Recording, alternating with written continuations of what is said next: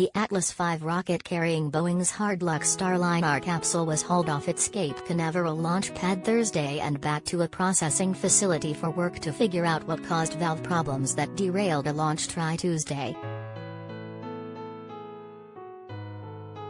Depending on what engineers discover, the Atlas V could, in theory, be hauled back out to the pad for another launch try late this weekend or early next week. But that assumes an easy fix and NASA concurrence with whatever flight rationale emerges from the troubleshooting. In any case, with the rocket and capsule back inside United Launch Alliance's processing facility, engineers will begin inspections of thruster modules, or doghouses, on the Starliner's service module to find out why some propellant line valves were found in the wrong positions during pre-launch tests. The issue was first detected last Monday in the wake of torrential rain and thunderstorms that swept across Cape Canaveral, drenching the exposed Atlas V and Starliner capsule. One possible culprit in the valve problem is water intrusion in the thruster housings. In addition, a nearby lightning strike during the storm required retesting of sensitive components, but it's not known what impact, if any, that might have had. One complicating factor in the troubleshooting: not all of the thruster modules can be reached and inspected while the Starliner remains atop the Atlas V. But a complex series of tests is planned that may isolate the problem and provide a path forward to launch. Kudos to the Boeing Space and NASA teams for working to examine the cause of #Starliner's unexpected valve position indications, tweeted Kathy Lueders, NASA's Director of Spaceflight Operations. It's important to take whatever time necessary to ensure that Starliner is ready for its milestone flight test to the Space_Station. Given the Starliner's first unpiloted test flight in December 2019 was marred by major software problems that blocked plans to rendezvous with the International Space Station, a decision to proceed with a second test flight will require high confidence the valve issue has been resolved. More.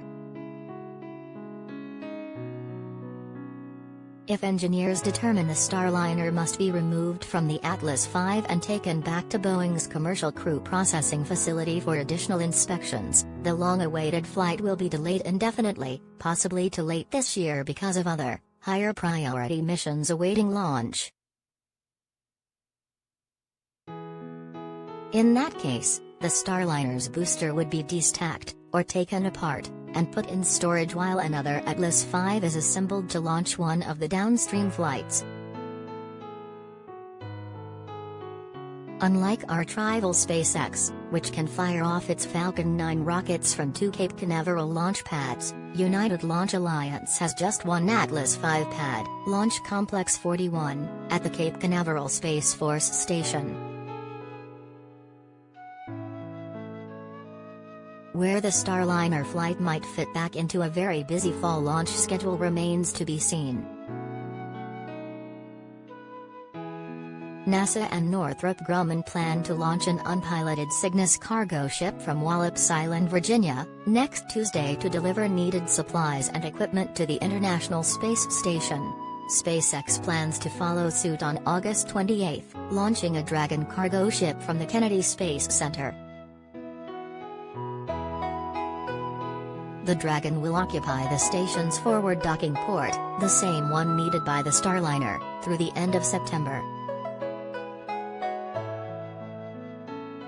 In the meantime, United Launch Alliance must stack another Atlas V to launch NASA's high-priority Lucy asteroid probe. To reach its target, Lucy must take off during a 22-day planetary launch window opening October 16.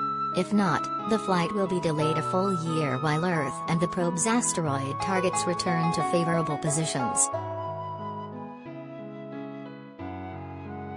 Complicating NASA's schedule, the Russians plan to launch a 3-person Soyuz crew ferry ship to the station on October 5. A SpaceX Crew Dragon spacecraft, carrying 4 astronauts, is scheduled for launch to the space station on October 31st.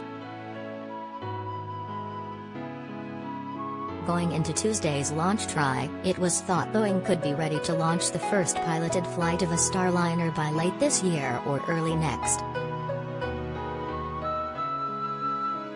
But if the second test flight does not get off the ground in the next week or so, the flight presumably would slip into the November to December timeframe, delaying the capsule's first piloted flight well into 2022.